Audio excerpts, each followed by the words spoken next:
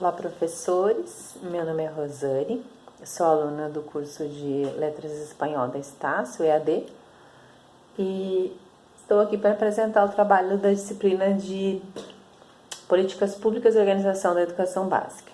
Então, o que foi pedido para a apresentação desse trabalho foi visitar o site do MEC, conhecer as políticas públicas na área da educação básica, escolher 3 dessas políticas, explicá-las, né, e relacioná-las com o cotidiano. Então, vamos lá. Eu escolhi ProUni, FIES e o programa Conta Pra Mim. Vou começar pelo ProUni. ProUni é o programa de universidade para todos, né? Um programa que oferece bolsas de estudos integrais de 100% e parciais de 50%. Em instituições privadas de educação superior.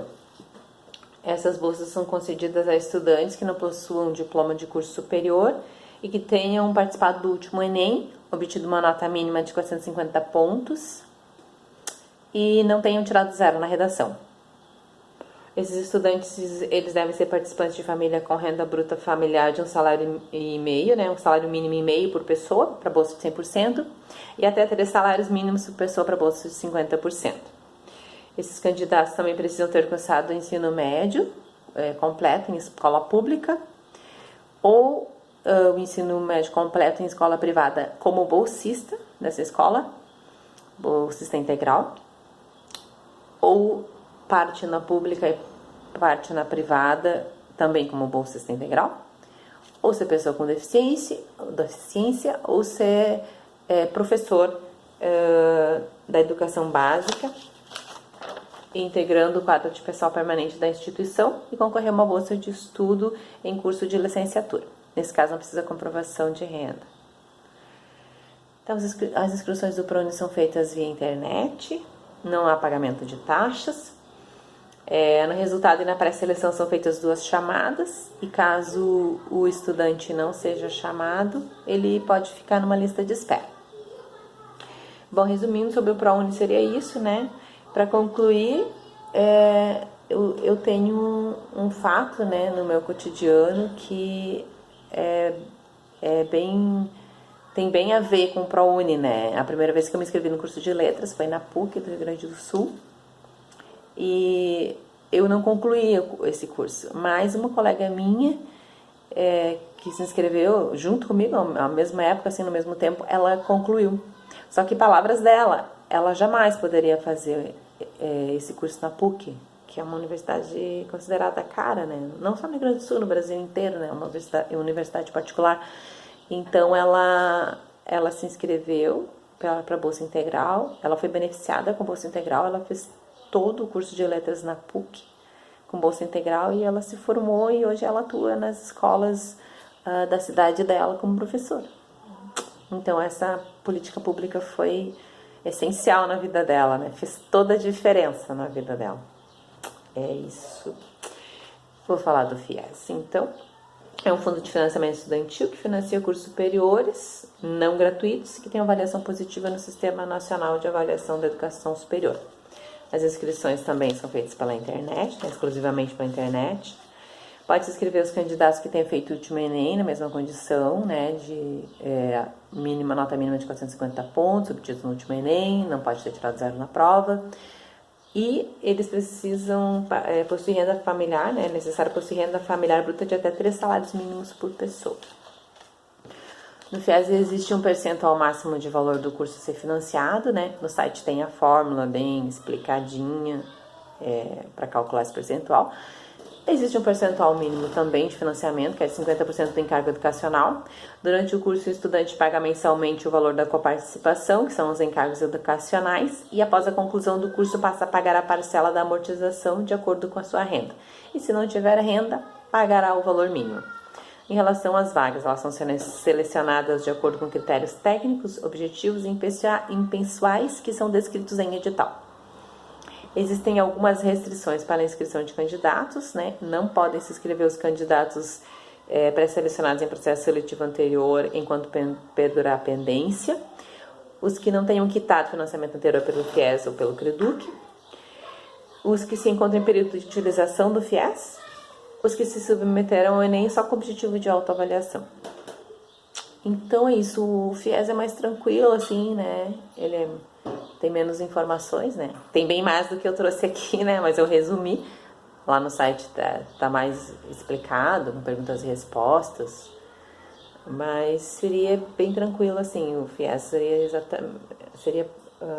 o resumo seria mais curto mesmo, né? Que é um financiamento estudantil.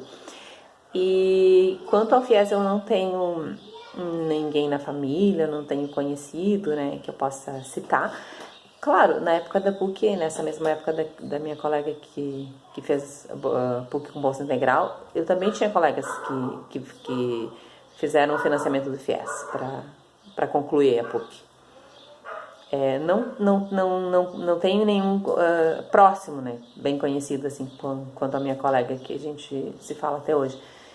Mas eu soube, né? Então, com certeza é uma outra política que beneficiou muita gente com certeza ao longo desses anos aí que ela está em atuação. Muitos estudantes foram beneficiados com essa política do FIES, né? Com certeza impactou a vida de muita gente. Bom, a última política pública que eu quero falar, né, que eu quero abordar aqui, é o programa Conta Pra Mim, que é um programa de literacia familiar, que é o nome dado às estratégias de interações, conversas e leitura em voz alta com as crianças, né, que é estimular as crianças a desenvolverem por meio de estratégias simples e divertidas 4 habilidades fundamentais: ler, ouvir, falar, ler e escrever. Como o nome já diz, literacia familiar deve acontecer no âmbito familiar, né, e desde a gestação e pode se estender até o final da adolescência, dá para praticar literacia familiar. O que seria, né, literacia familiar? Se envolver na educação dos filhos, curtindo momentos especiais de afeto, de carinho, de diversão em família, brincando com livros e palavras. Esse programa ele conta com um guia de literacia familiar bem explicado, que dá para fazer download, dá para imprimir se quiser. Eu já fiz download aqui no meu computador, já li todo ele, bem interessante. E ele conta também com vídeos curtinhos explicando as práticas de literacia familiar. Vou falar sobre algumas práticas: interação verbal, né, uma delas que é aumentar a qualidade e a quantidade, não a quantidade, a qualidade dos diálogos com as crianças. A leitura dialogada é uma outra prática, que é interagir com a criança durante a leitura em voz alta.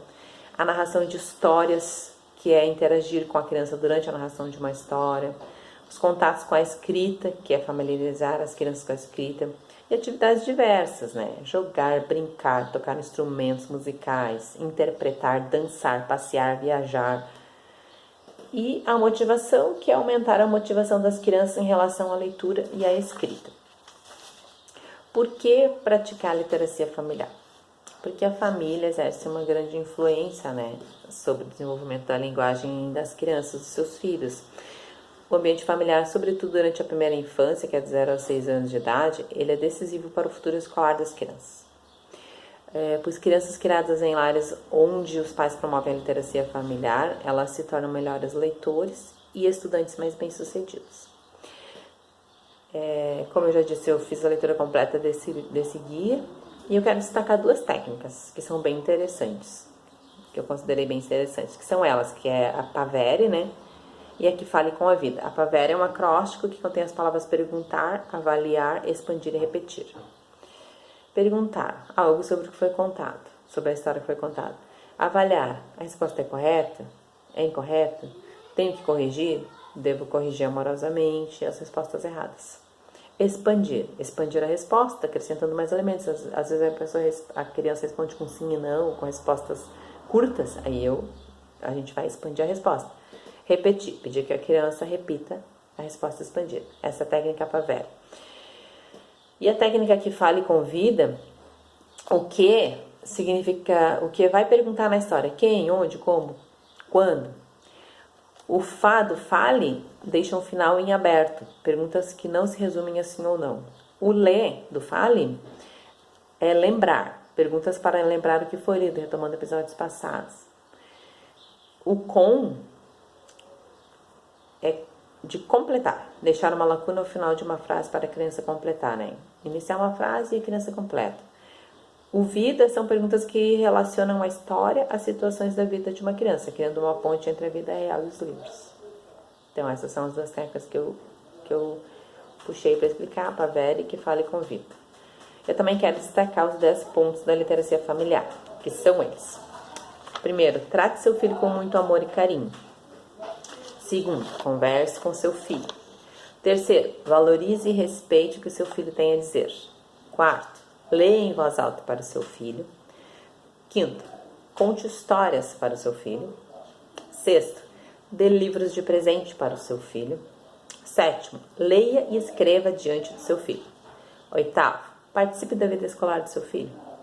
Nono, elogie e encoraje o seu filho. Décimo, tenha altas expectativas em relação ao seu filho. Adorei os 10 pontos, porque eu já pratico com a minha filha, né? Eu tenho uma filha de 5 anos, eu já pratico tudo isso com ela. Eu fiquei bem feliz.